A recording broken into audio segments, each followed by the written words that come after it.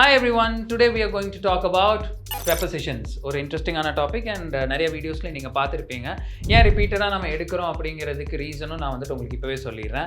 இப்போது for example நிறைய prepositions இருக்குது, நீங்கள் போர்டில் பார்க்கலாம், ஸ்க்ரீனில் பார்க்கலாம், and everywhere you can see lot of prepositions which we are using in almost all the sentences. நிறைய சென்டென்சஸ் நம்ம யூஸ் பண்ணுறோம், பட் ரொம்ப சிமிலராக இருக்கிற மாதிரி இருக்கும். சில டைம் வந்துட்டு எது கரெக்ட் எது தப்பு நமக்கு தெரியாமலே நம்ம யூஸ் பண்ணிட்டு இருப்போம். We might think that it is correct and it sounds correct as well. கேட்கும்போது கரெக்டாக இருக்கிற மாதிரி தான் இருக்கும், but there are some incorrect usages as well. So அது எல்லாமே நம்ம எப்படி கரெக்டாக யூஸ் பண்ணுங்கிறத நம்ம பார்த்துருவோம். இன், ஆன், அட், ஃபர்ஸ்ட் அதில் ஆரம்பிப்போம்.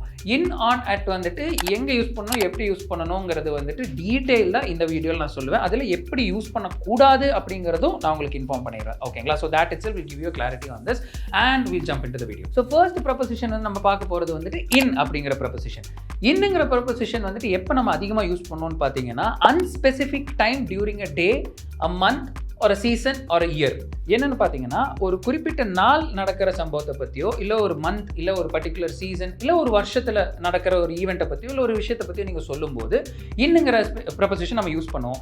ஏன் அப்படின்னு பார்த்தீங்கன்னா எக்ஸாக்ட் டைம் இல்லாட்டி எக்ஸாக்ட் மொமெண்ட்டை நம்ம சொல்கிறது இல்லை. அந்த பர்டிகுலர் பீரியடில் இப்போ ஒரு நாளில் ஏதோ ஒரு டைமில் நடக்கிற ஒரு ஈவெண்ட்டை பற்றி நம்ம சொல்லும்போது தாராளமாக இன்னுங்கிற ப்ரொபொசிஷன் யூஸ் பண்ணலாம். For example, she likes to jog in the morning. அவங்களுக்கு ஜாகிங் பண்ணுறதுக்கு ரொம்ப பிடிக்கும். எப்போ? காலையில். இப்போ காலையில் எத்தனை மணின்னு நம்ம ஸ்பெசிஃபிக்காக சொல்லலை. ஒரு குறிப்பிட்ட டைம் வந்துட்டு மார்னிங் அவங்களுக்கு ஜாக் பண்ண பிடிக்கும். இல்லை she likes to walk in the evening அப்படின்லாம் சொல்கிறோம் இல்லைங்களா? அப்போ ஈவினிங் வந்து அவங்களுக்கு நடக்கிறதுக்கு ரொம்ப பிடிக்கும். அதுதான் நம்ம சொல்கிறோம். So that is one example of usage of in. இன்னொரு எக்ஸாம்பிள் சொல்கிறேன் பாருங்க. The flowers bloom in spring. Spring அப்படிங்கிற சீசனில் தான் வந்துட்டு ஃப்ளவர்ஸ் பூக்கும் இல்லாட்டி ஃப்ளவர்ஸ் ப்ளூம் ஆகும் அப்படின்னு நம்ம சொல்கிறோம் இல்லையா? ஸோ என்ன குறிப்பிட்ட டைம் எல்லாம் கிடையாது, அந்த சீசனில் ஃப்ளவர்ஸ் மலரும் அப்படிங்கிறத நம்ம சொல்கிறோம். இன்னொரு எக்ஸாம்பிள் சொல்கிற பாருங்க. He was born in 1990. அவர் வந்துட்டு 1990 அப்படிங்கிற இயரில் பிறந்தார். எந்த டேட் எந்த டைம் அதெல்லாம் நம்ம எதுவும் சொல்லலை. அன்ஸ்பெசிஃபிக், பட் அந்த இயருங்கிறது எல்லாருக்கும் தெரியும். அதனால he was born in the year 1990 சொல்லலாம், or he was born in 1990 அப்படியும் சொல்லலாம். Okay, so these are 3 examples of the preposition in. Next நம்ம பார்க்க போகிற preposition என்ன அப்படின்னு பார்த்தீங்கன்னா on. ஆனுங்கிற preposition வந்துட்டு it's used majorly on dates and days. ஒரு சில நாட்கள் இல்லாட்டி டேட்ஸ் நம்ம வந்துட்டு தேதிகள் இல்லையா, அதை வந்து நம்ம ஸ்பெசிஃபிக்காக எடுத்து சொல்லும்போது ஆன் அப்படிங்கிற ப்ரெபொசிஷன் யூஸ் பண்ணுவோம். For example, we have a meeting on Monday. Monday தான் நமக்கு மீட்டிங் இருக்குது அப்படிங்கிற இன்ஃபர்மேஷன் நம்ம பாஸ் ஆன் பண்ணுறோம். அப்போ வந்துட்டு ஆன் அப்படிங்கிற ப்ரெபொசிஷன் தான் கரெக்டாக யூஸ் பண்ணணும். another example என்னென்ன பாருங்க. her birthday is on July 20th. July 20th அது ஒரு எக்ஸாக்ட் டேட் இல்லையா, அந்த டேட் தான் வந்துட்டு அவங்களுடைய பர்த்டே அப்படிங்கிறத நம்ம சொல்லும்போது ஆன் அப்படிங்கிற ப்ரெபொசிஷன் நம்ம யூஸ் பண்ணலாம். இன்னொரு example, they got married on Christmas day. Christmas டே அன்னைக்கு அவங்க ரெண்டு பேருக்குமே கல்யாணம் ஆயிடுச்சு அப்படிங்கிறத நம்ம சொல்கிறோம் இல்லையா. கிறிஸ்மஸ் டே அன்னைக்கு அந்த ஒரு ஸ்பெசிஃபிக் டே சொல்லும்போது ஆன் அப்படின்னு சொல்லலாம். ஓகேங்களா? ஸோ குயிக் ரீகேப், ஆனுங்கிற ப்ரெபொசிஷன் வந்து ஒரு சில டேட்ஸ் இல்லாட்டி டேஸை சொல்லும்போது நம்ம யூஸ் பண்ணுற ப்ரெபொசிஷன் தான். நெக்ஸ்ட் ப்ரெபொசிஷன் என்ன அப்படிங்கிறத பார்த்துடலாம். இப்போ நம்ம பார்க்க போகிற ப்ரெபொசிஷன் என்னன்னு பார்த்தீங்கன்னா at. அட்ங்கிற ப்ரெபொசிஷன் வந்து ஒரு ஸ்பெசிஃபிக் ப்ரிசைஸ் டைமை வந்து இண்டிகேட் பண்ணும்போது யூஸ் பண்ணுற ப்ரெபொசிஷன் தான். Now this is very interesting. For example, the train departs at 6:30 p.m. The train departs at 6:30 p.m. கரெக்டாக 6:30க்கு ட்ரெயின் கிளம்பிடும் அப்படின்னு சொல்லும்போது அந்த ஸ்பெசிஃபிக் ஆட்ரிபியூட்டை நம்ம சொல்லும்போது தான் at அப்படிங்கிற ப்ரெபொசிஷன் நம்ம யூஸ் பண்ணுவோம். இன்னொரு எக்ஸாம்பிள் சொல்ல பாருங்க. she often reads at night. she often reads. அவங்க எப்பயுமே வந்துட்டு மோஸ்ட்லி நைட்டு தான் படிப்பாங்க இல்லாட்டி புக் வாசிப்பாங்க அப்படின்னு சொல்லுவோம் இல்லைங்களா.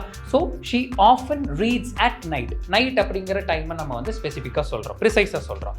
இன்னொரு எக்ஸாம்பிள் சொல்கிற பாருங்க. let us meet at afternoon. let's meet at afternoon.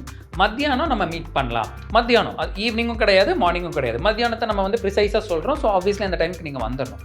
So let's meet at afternoon அப்படிங்கிறது தான் நம்ம கரெக்டான யூசேஜ் ஆஃப் at அப்படிங்கிற ப்ரெபொசிஷன்.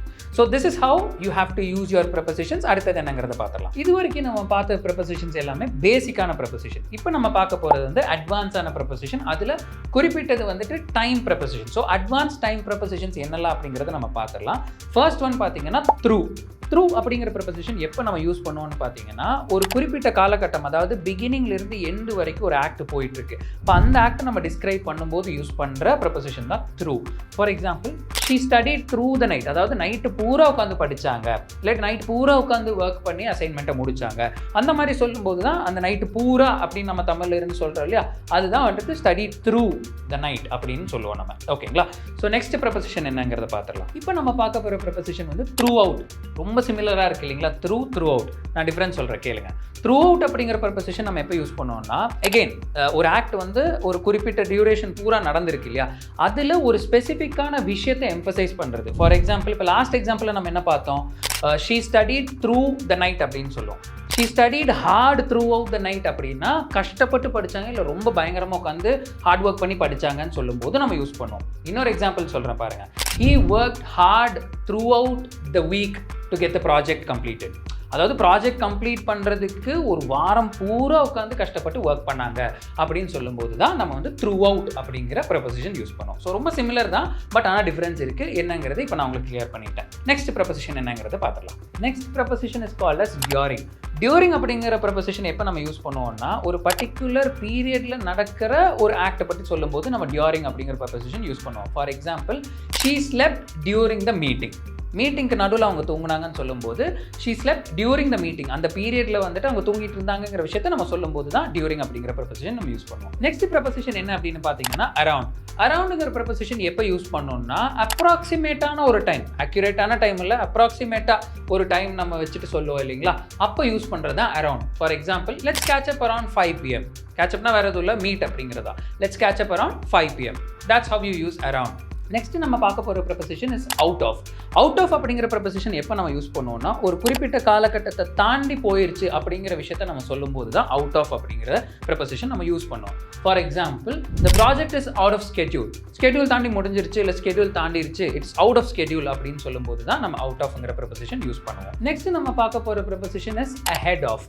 எப்படி நம்ம அவுட் ஆஃப் பார்த்தோம், அதே மாதிரி தான் அஹெட் ஆஃப். ஆனால் என்ன டிஃப்ரென்ஸ்னு பார்த்தீங்கன்னா, ஏர்லியாக ஒரு விஷயத்தை நம்ம பண்ணும்போது, அதாவது குறிப்பிட்ட டெட்லைனுக்கு முன்னாடியே நம்ம பண்ணுறோம், இல்லை குறிப்பிட்ட டைமுக்கு முன்னாடியே பண்ணுறோம் போது அஹெட் ஆஃப் அப்படின்னு சொல்லலாம். For example, she submitted her assignment ahead of the deadline.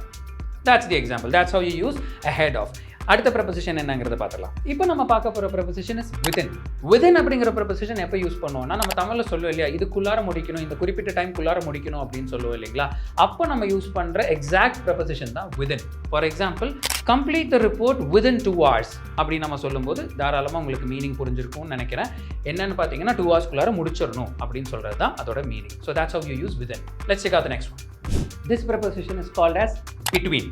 பிட்வீன்கிற preposition எப்போ நம்ம யூஸ் பண்ணுவோம்னா, time A and time B, 2 time zones இருக்குது இல்லைங்களா, இதுக்கு நடுவில் நடக்கிற விஷயத்தை பற்றி நம்ம பேசும்போது தான் பிட்வீன் அப்படின்னு சொல்லுவோம். For example, the shop is open between 9 AM and 5 PM. Simple இல்லைங்களா? Let's check out the next one. இப்போ நம்ம பார்க்க போகிற ப்ரெபோசிஷன் என்னன்னு பார்த்தீங்கன்னா, by the time. By the time அப்படிங்கிறது எப்போ யூஸ் பண்ணுவோம்னா, ஒரு குறிப்பிட்ட காலகட்டத்துக்கு கொஞ்சம் முன்னாடி நடக்கிற ஒரு ஈவெண்ட்டை எக்ஸ்பிரஸ் பண்ணும்போது தான். For example, by the time we arrived the show had started. அதாவது நாங்கள் கரெக்டாக உள்ளே போனதுமே வந்துட்டு கொஞ்சம் முன்னாடி, அதுக்கு கொஞ்சம் முன்னாடி தான் ஷோ ஸ்டார்ட் ஆயிடுச்சு. அது சொல்லும்போது தான் நம்ம வந்துட்டு பை த டைம் அப்படிங்கிற ப்ரெபோசிஷன் யூஸ் பண்ணுவோம். இப்போ நம்ம பார்க்க போகிற ப்ரெபோசிஷன் வந்து ரொம்ப இன்ட்ரெஸ்டிங்கான ஒரு ப்ரெபோசிஷன், ஆன் த டாட். இது நீங்கள் கேள்விப்பட்டிருப்பீங்க, ஆனால் வித்தியாசமான முறையில் கேள்விப்பட்டிருப்பீங்க. நீங்கள் எந்திரன் படத்தில் கூட கேள்விப்பட்டிருப்பீங்க. டாட் அப்படின்னு சொல்லுவாங்க, ஒரு ஸ்டேட்மெண்ட் முடிச்சதுமே டாட் அப்படின்னு சொல்லுவாங்க இல்லைங்களா. அதோட மீனிங் என்னன்னா, இட் மீன்ஸ் ஒரு ஸ்பெசிஃபிக் எக்ஸாக்ட் டைமை வந்துட்டு நம்ம எக்ஸ்பிளைன் பண்ணும்போது தான் ஆன் த டாட்னு சொல்லுவோம். For example, the gate closes at 10 AM on the dot. அதாவது 10 மணிக்கு கேட் க்ளோஸ் ஆயிரும், அதுக்கு மேலே வந்துட்டு எந்த எக்ஸ்கியூசஸும் கிடையாதுங்கிறது தான் நம்ம வந்துட்டு இதில் இன்டைரக்டாக சொல்ல வரோம். Let's check out the next one. This is the last one. It's called as just in time. Just in டைம்ங்கிறது எப்போ நம்ம யூஸ் பண்ணோம்னு பார்த்தீங்கன்னா, கடைசியாக, அதாவது it means the last possible மொமெண்ட்டில் நடக்கிற ஒரு விஷயத்தை பற்றி நம்ம சொல்லும்போது தான் ஜஸ்ட் இன் டைம் யூஸ் பண்ணோம். For example, he arrive just in time before the presentation ஆரம்பிக்கிறதுக்கு முன்னாடி கரெக்டாக வந்து சேர்ந்துட்ட, கடைசியாக வந்து சேர்ந்துட்டப்பா எப்படியோ அப்படின்னு சொல்லும்போது தான் ஜஸ்ட் இன் டைம் அப்படிங்கிற ப்ரெபோசிஷனை நம்ம யூஸ் பண்ணோம். Okay, so I hope it is pretty clear and உங்களுக்கு எக்ஸாக்டாக இந்த அட்வான்ஸ் ப்ரெபோசிஷன் அண்ட் பேசிக் ப்ரெபோசிஷன்ஸ் எல்லாமே உங்களுக்கு புரிஞ்சிருக்கும் நான் நம்புகிறேன். அண்ட் இந்த மாதிரி இன்ட்ரெஸ்டிங்கான விஷயங்களும் நீங்கள் நிறையா கற்றுக்கலாம். அதுக்கு முன்னாடி இந்த ஸ்க்ரீனில் தெரிகிற ஆக்டிவிட்டீஸோட ஆன்சர்ஸ் எல்லாமே காமெண்ட்டில் நீங்கள் மறக்காமல் மென்ஷன் பண்ணுங்கள். Because without practice you will never be able to remember these prepositions. ஏன்னா எல்லாமே மைன்யூட் டிஃப்ரென்சஸ் தான், அதிகமான டிஃப்ரென்சஸ் இல்லை. So start writing the activities. So உங்களுக்கு இந்த ஆக்டிவிட்டீஸ் வழியாக நிறைய நீங்கள் கற்றுக்கிட்டு இருப்பீங்க அண்ட் வீடியோ வழியாகவும் நிறைய கற்றுக்கிட்டு இருப்பீங்க நான் நம்புகிறேன். இந்த மாதிரி இன்ட்ரெஸ்டிங்கான வீடியோஸ் உங்களுக்கு பிடிச்சிருச்சுன்னா மறக்காமல் நம்மளோட சேனலை சப்ஸ்கிரைப் பண்ணுங்கள், உங்கள் ஃப்ரெண்ட்ஸ்க்கும் ஷேர் பண்ணுங்கள். அண்ட் அஃப்கோர்ஸ் இந்த மாதிரி எக்ஸாம்பிள் வழியாக டீட்டெயில் ஓரியன்டட் ட்ரைனிங் அப்ரோச் உங்களுக்கு ரொம்பவே பிடிச்சிருக்கும் நான் நம்புகிறேன். அது உங்களுக்கு இன்னுமே டீப்பராக வேணும், கற்றுக்கணும், நிறைய விஷயங்கள் கற்றுக்கணும் அப்படின்னா நம்மளோட கோர்ஸை மறக்காமல் ஜாயின் பண்ணுங்கள். டிஸ்கிரிப்ஷனில் வந்துட்டு வாட்ஸ்அப் நம்பர் இருக்கும். அண்ட் அஃப்கோர்ஸ் englishpartner.com போனீங்கன்னா நம்மளோட டீம் எல்லாருமே ரெடியாக இருப்பாங்க உங்கள் queries ஆன்சர் பண்ணுறதுக்கு. So please comment more such interesting videos தேவைப்படுது அப்படின்னா ஐ நீட் மோர் வீடியோஸ்னு காமெண்ட்டில் மென்ஷன் பண்ணுங்கள்.